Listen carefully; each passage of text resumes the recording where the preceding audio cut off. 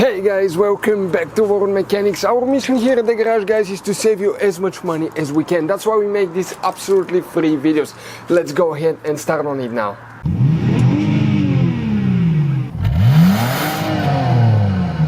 So let's start on it now. That diagnostic connector fuse working, guys, expect to find it. We will demonstrate on this generation Dodge Ram here.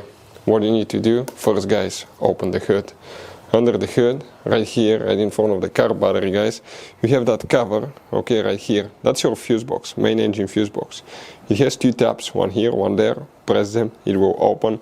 On the inside, you'll find the main engine fuse box with a layout like this one. Before we continue, let's explain quickly why it's always a good idea to test fuses and relays. Guys, it's very important to always test your fuses and relays. Why? Sometimes you may think you have a good fuse, guys. It's hard to tell. Look at those fuses, right? And sometimes, okay, you pull the fuse. Okay, I'm going to get the fuse puller and I'm going to remove one fuse. I want to show you on that 20 amp fuse. Sometimes it's very unclear if that fuse is burned or not. You may not clearly see it. So always, guys, test them, because if you don't test the fuse, you assume it's good. You end up spending money, time and diagnostics for problems that do not exist, guys. So you can just waste your money and time. Always test your fuses, always test relays. We will put links in the description of the video below where you can find, guys, a video for testing a fuse and testing a relay that will explain everything that you need to do.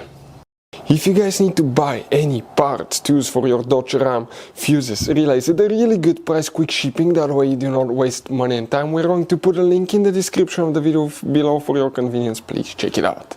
For the diagnostic connector, one fuse will need to be checked. Make sure you stand till the end. We'll give you a quick advice, guys, something that happened to us.